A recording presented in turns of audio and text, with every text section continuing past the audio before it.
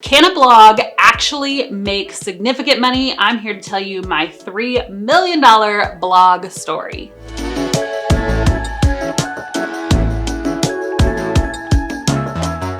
Hey there, I'm Abby Ashley and I'm the founder of The Virtual Savvy. I've been blogging since 2015, and over the past few years, my blog has continued to make significant money to the point that I was able to retire my husband and support a full-time team of over 20 employees. Now, how did I get from a little blog owner to having this full thriving business? I'm going to share it with you in this video. But while I'm here, I want to make sure that if you're not already subscribed to my channel, that you do so. I'm talking all the time about how to make money working from home. So make sure you hit that subscribe button and then hit the bell to be notified every single time I go live. As I mentioned earlier, my blog has grown significantly over the past few years to the point where it's going to make over $3 million, almost $4 million this year.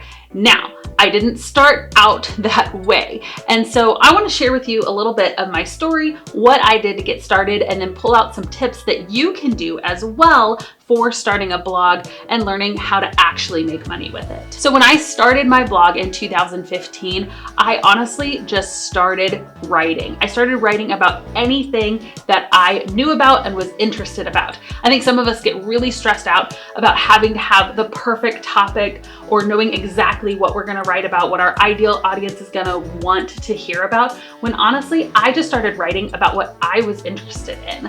And for me, that was online marketing, online business. That's what I was geeking out over. That's what I was reading blogs about myself. And I thought, let me just share what I learned inside of some blog posts. And that's what I did. So I started writing about blogging. I started writing about branding. I started writing about how an online business would work. And over time, I started to grow a bigger and bigger audience. Now, there's a few things I did to help contribute to that. Number one was I used SEO keywords. So you want to make sure that your blog posts are search engine optimized for sure, but you want to have another ways to get eyes on your content as well. For me, I chose an organic Pinterest strategy. So not only would I blog, and I'm talking like amazing blog posts, 1,000, 2,000, 3,000 word blog posts, really, really rich, amazing blogs that people would want to read. I think that was another key component. But I would drive traffic to those blogs. Like, how are people actually going to find them? Well, you have to have other sources pointing to them. And so I chose an organic Pinterest strategy. There's so many different ways to get eyes on your blog. It could be Pinterest. It could be Facebook.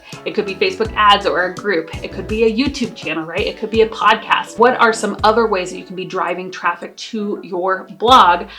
Because that is one of the ways to keep it growing, is to have multiple sources actually pointing to it. So I kept up with this strategy. And when I say I kept up, I mean I blogged consistently every single week for a year. I think some of us are wanting like a magic pill on how to make my blog grow and how to make it make money really, really quickly, when I think the magic pill is honestly just consistency. And so I was consistent. I did this every single week. And even though I had a small email list, I would email my list every single week and tell them about my blog posts. For me, getting a ton of traffic to my blog was important, but what was even more important was growing an email list while I was growing my blog traffic. And so for me and for my business that's associated with my blog now, an email list has always been the core foundation. In fact, we still, now that we have, we're gonna do close to $4 million over the next year, we still do our predictions, our projections off of our email list. So make sure your focus is an email list. Getting your first 100 subscribers is really, really difficult, right? But getting your first 1,000 is a little bit easier. Getting 2,000, 5,000, it's a little bit easier.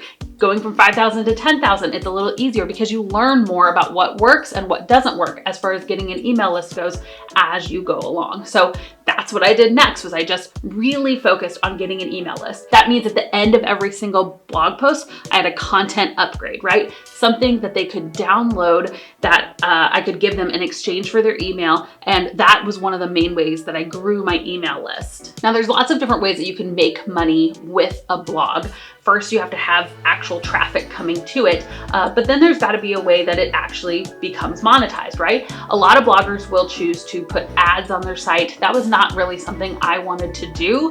I really felt that creating my own content and getting people to purchase my items was going to be a lot more lucrative than getting ads to my site. And I think that that worked out pretty well. So what can you actually sell? What do people actually want to learn about that they would buy from you?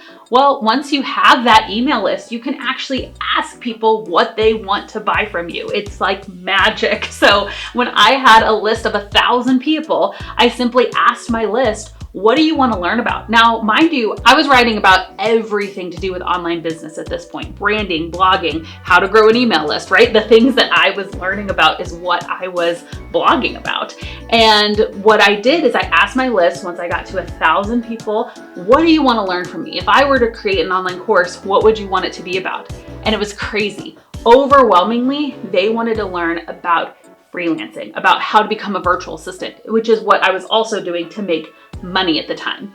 I feel like this is a really, really great point to stop and say, building a blog is not always instantly monetizing. And so while I was building my blog, while I was building traffic to it, I wanted another way to make money now. And that's where virtual assistants came in. So I was doing virtual assistant services on the side while I was building this blog, while I was building an email list. And I think that that is something that really kept me going. It can be really discouraging if your blog isn't making money right away. So if you're a virtual assistant or a freelancer and all the things that you're learning to put your blog together, you had to come up with your website, with your logo. You had to actually write the blogs. Well, you can offer those services to other people and start making money instantly, right? Most VAs can replace their full-time income with just 4 to 7 clients. So you could literally be making full-time income while you're growing your blog. It's so much more sustainable that way. Okay, so I'm making consistent money with my virtual assistant services already. I have this growing blog. I finally have a list of 1,000 email subscribers, and they tell me, Abby, I want to learn how to be a virtual assistant, how to start a freelancing business. And so that's what I did. I created a course. Actually, I didn't create the course just yet. I created a sales page for the course. I literally didn't even create the content yet. I just said, hey, here's the course I'm going to sell in the future. I'm gonna, sell it for $1,000 in the future. Right now, I'm gonna sell it for $4.99. You can be one of the first people in. Help me build the course. Here's what the different modules are going to be. Basically, the steps that I took to be a virtual assistant. I made my modules, and then I launched the course. Crazy thing happened. Within 1 week, I had 16 people buy. That was $8,000 that I made in 1 week. Fast forward 5 years later, we will do launches now that literally make hundreds of thousands of dollars, launching that exact same course that I started back in 2016. I know it seems like a lot. I know that it seems overwhelming to start a blog, but if you take some simple steps, it can be a lot easier. Number 1, start with services. I'm so convinced that virtual assistants is the fastest way to make money online, that it can really help motivate you to keep going if your blog isn't making instant money. Number 2, write amazing posts. Blog well. Don't just write little 500-word posts that don't have a lot of info. Fill them with value. That's what's going to keep people coming back to your blog and not leaving and not returning after the first visit. Number 3, have an alternate content source that is driving traffic to your blog. For me, I really zeroed in on organic Pinterest. I eventually also started a Facebook group that drove people to my blog, and those still are the top ways that people find my blog posts. And so I would say, have another source to be driving traffic to your blog as well. Next, build that email list. It's so important from day 1. Even if you're just starting to do virtual assistant services, start an email list. Email them every week. Email them maybe even every other week, just to start consistently getting in that habit of putting out content on a weekly or every other week basis. And lastly, stay consistent. Don't give up. Sure, you can try new strategies and you can pivot your plan, but don't throw in the towel altogether. Your blog can make consistent income if you follow these steps. I hope that this story was motivating to you. I hope that it helped you kind of cast a vision of what you can do with your blog. If it was motivating to you, let me know in the comments. I would love, love, love to hear from you. And lastly, if you want more information on becoming a virtual assistant, I'm telling you, it's the best way to get started. You want to download my virtual assistant checklist and starter kit. I'm gonna drop the link right here. I post new videos every single week, so make sure you subscribe to my channel and hit that bell to be notified. I said Bill. Don't hit Bill. Why would I hit Bill? He's a good guy.